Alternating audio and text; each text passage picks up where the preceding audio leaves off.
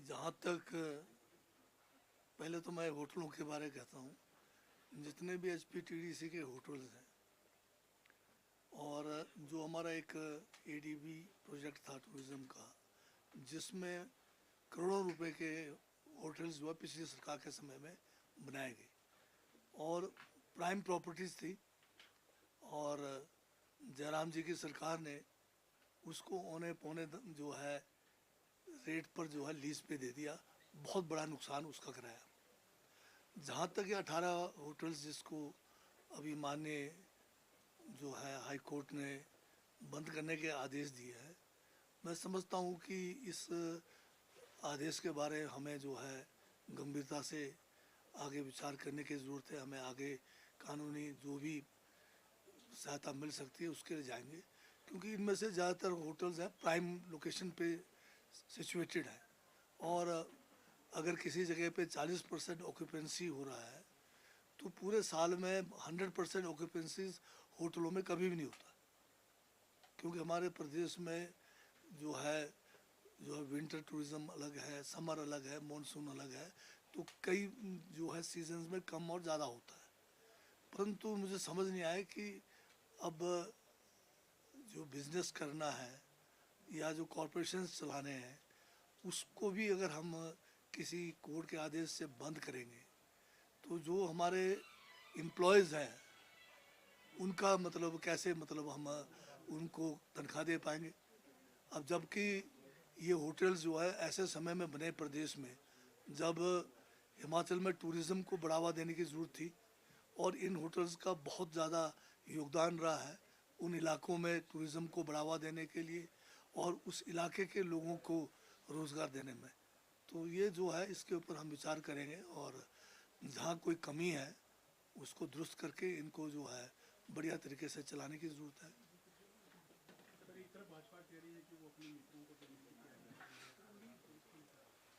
मित्रों को तो भाजपा की सरकार ने दिया ना, जो 40-40 करोड़ के 70-70 करोड़ के जो होटल्स बनाए हैं वो बिना कोई मतलब सोचे समझे बहुत ही कम दामों पे दिया है। अब आप थुनांग का हिसाब लगाएंगे, बढ़िया लोकेशन सारा का सारा जो है जो वहाँ प्रॉपर्टी बनी थी महिंद्रा क्लब को दे दिया। बताइए कितने में दिया है वो। जयराम जी उसका हिसाब तो दें, पहले अपने वहाँ से शुरुआत करें। हम तो जो है इसको चलाना चाहते हैं, बढ़िया तरीके से चलाना चाहते हैं। हमने तो जो है वाइल्ड फ्लावर जो है हॉल है उसको भी वापस कोर्ट के में जाकर अपनी दलीलें रखकर अपने फेवर में किया है। हम तो हिमाचल में टूरिज़्म को बढ़ावा देना चाहते हैं, और जो हमारे एसेट्स हैं हम उन एसेट्स को जो है एक धरोहर के रूप में रखना चाहते हैं। अब चायल है हमारा मशहूर है, आप उसको क्यों बेचने की बात सोच रहे हो? बीजेपी कह रही कि हिमाचल को नीलामी पर खड़ा कर दिया है कांग्रेस सरकार ने, आर्थिक प्रबंधन ठीक नहीं है। बीजेपी के अध्यक्ष, राष्ट्रीय अध्यक्ष हों या हिमाचल के अध्यक्ष हों, सबका आरोप यही है कि हिमाचल प्रदेश में स्थिति ठीक नहीं है, सरकार काम देखते नहीं। नहीं, एक बात तो आपको ये समझना चाहिए कि बीजेपी जो है सिर्फ एक काम कर रही है हिमाचल प्रदेश में। वो जो है देखना चाहते हैं कि हिमाचल जो है आर्थिक रूप से भी कंगाल हो जाए, और जो है लोकतांत्रिक तरीके से चुनी हुई सरकार को किस तरह से वो गिराए। अब जो इनका ऑपरेशन लोटस था वो फेल हो गया। इसमें जो है इन्होंने हर तरह का जो है जो भी इनके पास शक्तियाँ थी, जो भी तौर तरीके थे, गलत तौर तरीके थे, सभी को इस्तेमाल करने के बावजूद ये सरकार को गिरा नहीं पाए। अब ये कोशिश में है कि किसी तरह से आर्थिक रूप से जो है प्रदेश कंगाल हो जाए, और उसके लिए इन्होंने किया भी है। अब जब हमने ओपीएस लागू किया तो इन्होंने उसकी सज़ा हमें दी केंद्र सरकार से, कि हमारा जो बोरिंग का जो एक परसेंटेज था उसको कम करके दिया है। जो केंद्र सरकार से हमें सेंट्रल असिस्टेंस मिलता था वो सारा रोक दिया है। तो जो केंद्र में हमारे अब नड्डा जी हमारे प्रदेश के हैं, परंतु वो हमें जो है सहयोग नहीं कर रहे हैं। जयराम जी तो इसलिए खुश हैं कि जो है कांग्रेस को कहीं ना कहीं किसी न किसी तरह से कटघरे पे खड़ा करें और जो है गिराएं, पर इनके सारे इरादे जो है सब ख़त्म है। ना ये सरकार को गिरा सके, ना जो है हमें आर्थिक रूप से कंगाल कर पाए, क्योंकि हिमाचल प्रदेश ने अपने जो है कांग्रेस की सरकार ने जो भी गारंटियां हमने जो है चुनाव में दिए थे, हम जो है कर्मबद्ध तरीके से उसको जो है लागू कर रहे हैं। बड़ी गारंटियाँ हमारी पूरी हो गई है। ओपीएस का हमारा गारंटी पूरा हो गया है। हमारा जो है युवाओं को रोज़गार देना है। 2 साल में हमने वो इतने रोज़गार दिए जितना भाजपा ने 5 साल में नहीं दिया। तीसरी गारंटी महिलाओं को जो 1500 रुपये जो हमने एक समान राशि देने की बात की है, आज उसी को जो है इन्होंने जो है हरियाणा में, इसी को महाराष्ट्र में, इसी को झारखंड में इन्होंने उतारा है। अगर हमारी स्कीमें ख़राब थी तो ये क्यों इसको रेप्लिकेट कर रहे हैं दूसरे स्टेट्स में। हाँ, ये अलग बात है कि हमें जो केंद्र सरकार एक सौतेला व्यवहार करने के कारण हमें कुछ आर्थिक तंगी है, परंतु उस आर्थिक तंगी के बावजूद हमारे कोई विकास के काम नहीं रुके हैं। जो भी हमने बजट में घोषणाएं की है उसको हम जो है पूरा करने जा रहे हैं। और बेशक थोड़ा सा उसमें रुकावट हुई है, क्योंकि 2023 का आपदा को भी नहीं भूलना है आपको। 2023 में हिमाचल में जो एक आपदा तब जो है उनको दे दिया, हर्षमार्जन जी को दिया हुआ है। आज का हर्षमार्जन जी कहते हैं सरकार गिरेगी और जयराम जी कहते हैं सरकार कंगाल हो जाएगी।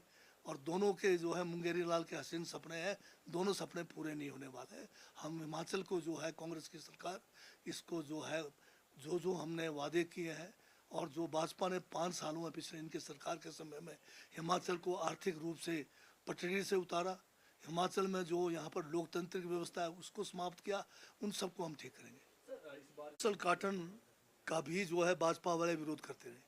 इनके कई माननीय विधायक मेरे पास आए और कहा कि इस बार इस यूनिवर्सल कार्टन को मत आप लागू करो, क्योंकि पुराने कार्टन बहुत पड़े हुए हैं। ये लोग हैं चिंता कर रहे हैं बड़े बड़े फैक्ट्री वालों की। और हमने कहा कि नहीं, हमने फैसला किया है कि हम जो है यूनिवर्सल कार्टन लागू करेंगे। और इन्होंने धमकियाँ भी दी थी कुछ लोगों ने कि भाई करोगे तो यहाँ पर मार्केट में सेब ही नहीं खरीदा जाएगा। उसके बावजूद हमने एचपीएमसी को शुरुआती दिनों में हमने यूनिवर्सल कार्टन ला के जगह जगह पे सेल सेंटरों में रखा, ताकि एक कॉन्फिडेंस बिल्डअप हो फार्मर्स में। और उसके बाद जो है यूनिवर्सल कार्टन बढ़िया चला।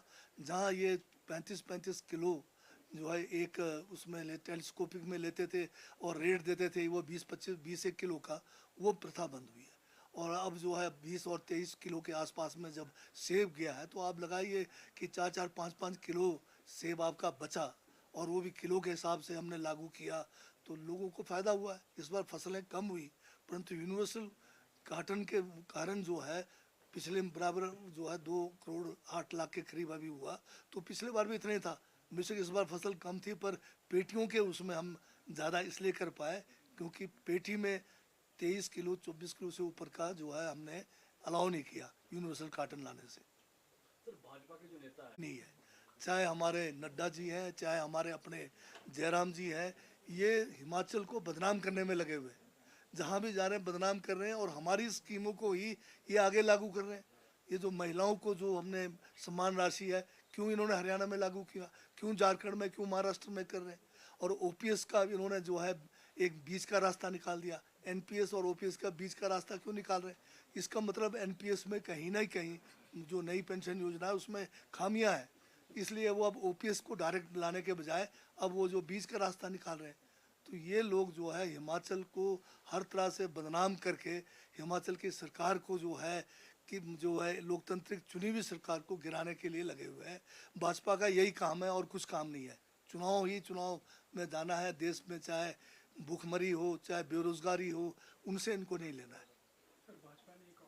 ईडी जो है कोई आप अगर सही मायने में रेड करे तो तब पता लगे ना। ईडी जो है सिर्फ उन्हीं लोगों को तंग करते जो इनके पास नहीं जाते, बीजेपी में ज्वाइन नहीं करते। और जो जितना बड़ा भ्रष्टाचारी हो अगर वो बीजेपी में चले जाए तो वो फिर वॉशिंग मशीन में साफ होकर धुल जाता है। तो ये तो हमें सोचना पड़ेगा कि इस देश में चल क्या रहा है। लोकतंत्र खतरे में है, संविधान खतरे में है। ईडी सीबीआई लेनी देनी जितने भी इनके पास है ये सारे इनके कठपुतले बने हुए हैं और ये केवल सिर्फ अपने फायदे के लिए इनको यूज़ हो रहा है। अब समय आ गया है कि इस देश के अंदर लोगों को सोचना पड़ेगा कि कब तक हम इसको झेलेंगे। अब इसको जो आज तक हम अत्याचार झेल रहे हैं, अन्याय झेल रहे हैं, जो लोकतंत्र को के ऊपर इतना बड़ा खतरा मंडरा रहा है, अगर भाजपा का अगर यही राज रह जाएगा तो देश हिंदुस्तान जो है कश्मीर से कन्याकुमारी तक एक नहीं रहने वाला है। आज मणिपुर में आप देख रहे हैं कि वहाँ की हालात देखिए, वहाँ पर जो है ऐसे हालात जो है राजा महाराजों के ज़माने में भी नहीं होता था कि जो है महिलाओं को निर्वस्त्र करके पूरे के पूरे गलियों में घुमाया जाए। आज तक कभी सुना नहीं था, ये भाजपा के राज में हुआ है। आज जो लोग हैं उग्र हो रहे हैं। आज जम्मू कश्मीर के लोग जो है 370 हटाने के बाद क्या ये लोग खुश हैं? आपने वादा किया था इनको राज्य का दर्जा देने के लिए। आज जो है आपके लेह लद्दाख से लोग पैदल दिल्ली पहुंच रहे हैं, पर दिल्ली में भी आप इनकी बात नहीं सुन रहे। जो अगर इस तरह से अगर नीचे ऊपर चारों तरफ हाहाकार मचा हुआ है, ये देश की एकता और अखंडता के लिए खतरा है भाजपा। बिल्कुल ही 2 साल का, क्योंकि आप जानते हैं कि हम एक बहुत बड़े खतरे से, लोकतांत्रिक खतरे से, संविधान के खतरे से उभर के आए। हमें खुशी इस बात का भी मनाना चाहिए सबको मिलकर कि जो चुनाव के द्वारा चुनी हुई सरकार को, लोकतांत्रिक तरीके से चुनी हुई सरकार को भाजपा जो है गिराने में सफल नहीं हुआ। बेशक उन्होंने अरबों रुपए इसमें झोंक दिए, इसमें जो है हर प्रकार का प्रलोभन दिया गया, दल बदल के कानून को दरकिनारे किया गया। ये भी एक जो है खुशी का मौका है कि लोकतंत्र बचा है।